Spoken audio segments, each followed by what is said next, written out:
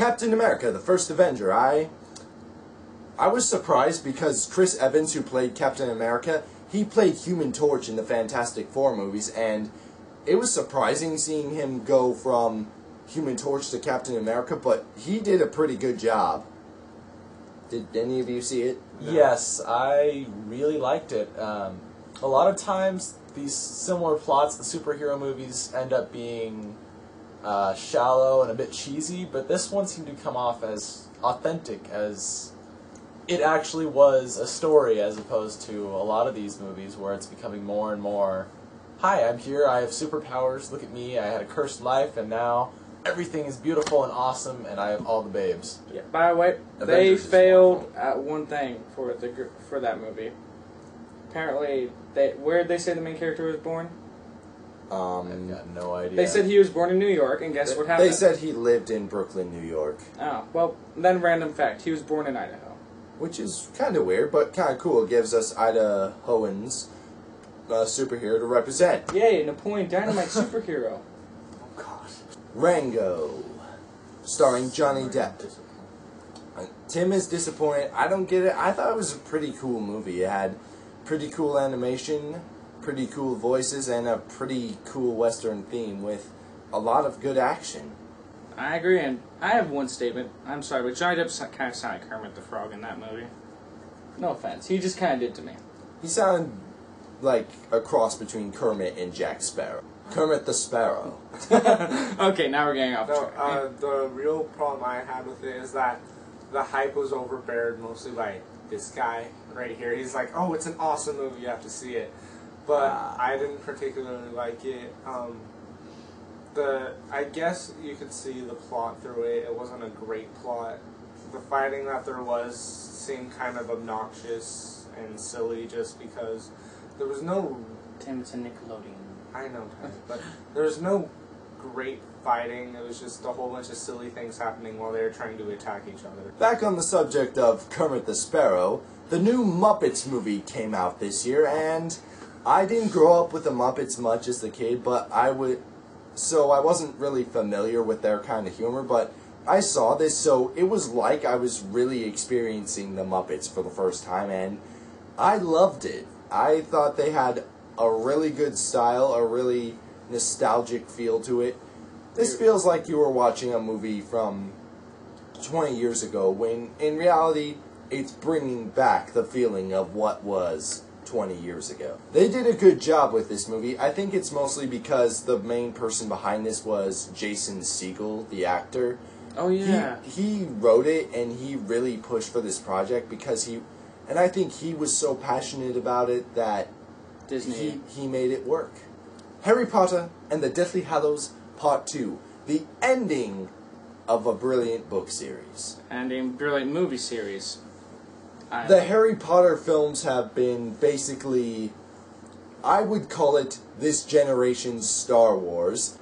I don't think I've ever seen movies that were made from a book series that were so well put together, so faithful, and so well performed by a wonderful cast of actors in each role. On a lighter note, I think the movies are a testament to what good writers can do for Hollywood. Yeah. A lot of the movies we see now are regurgitated crap, basically. You have very similar stories, very similar lines, which everyone follows in these little paths. Well, this is part of what happens when you have the author helping with the script. Yeah, I mean, Right. it becomes successful. Actually have writers involved with your movies. Hollywood just doesn't approve of that anymore. The writers cost extra money, and I guess it just wasn't bringing in enough views for anything realistic.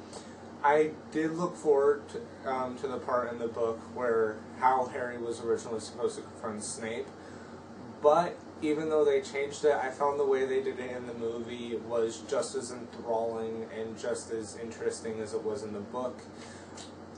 And I still got to see McGonagall fight Snape, which was one of the things I was waiting for in the book, because I thought that would be amazing. Why?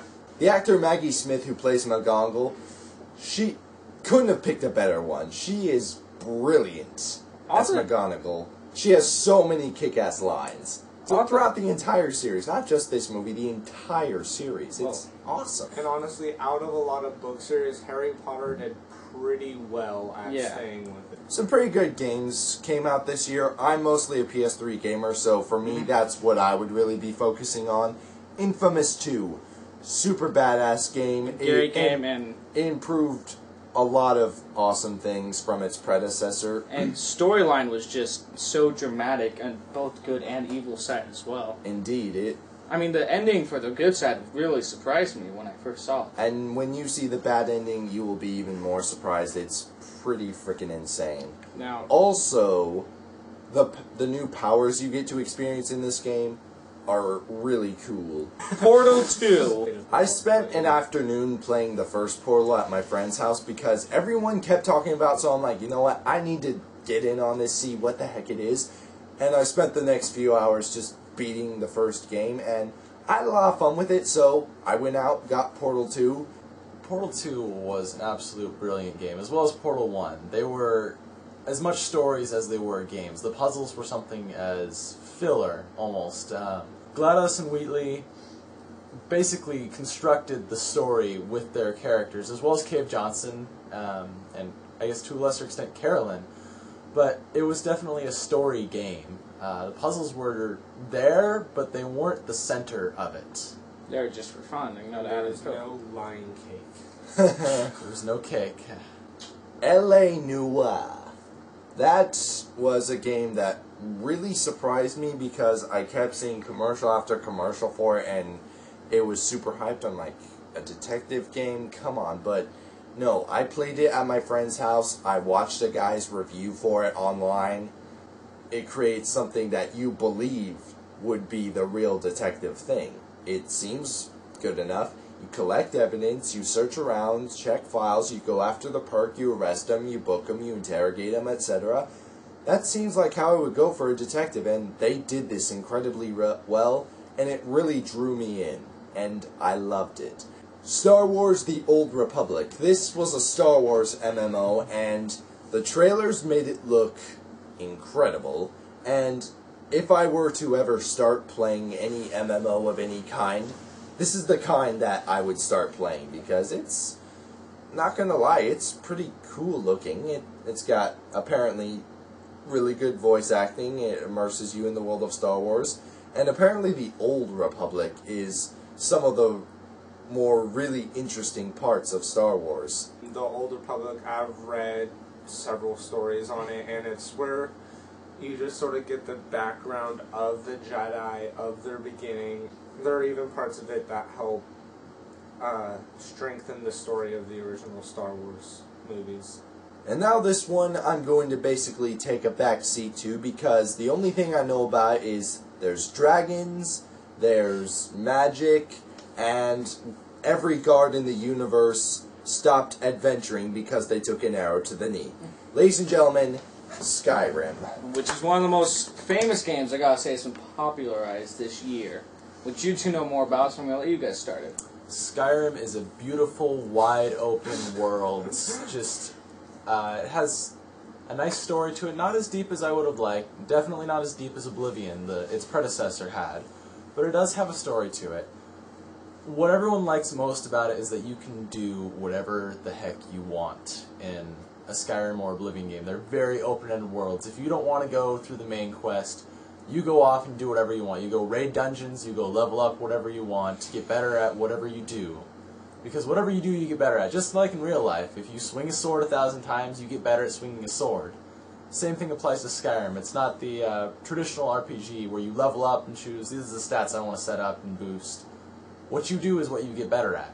It's more emphasis on you making your character rather than the story developing your character for you. Overall, this game is apparently incredibly addicting once you start getting into it. So this is one that I fear getting for the sake that I'll never be able to put my PS3 away, because I love this game way more than any human being should love a video game. Well, we say goodbye to 2011 and hello to 2012 with only a few words of advice. Do not take an arrow to the knee.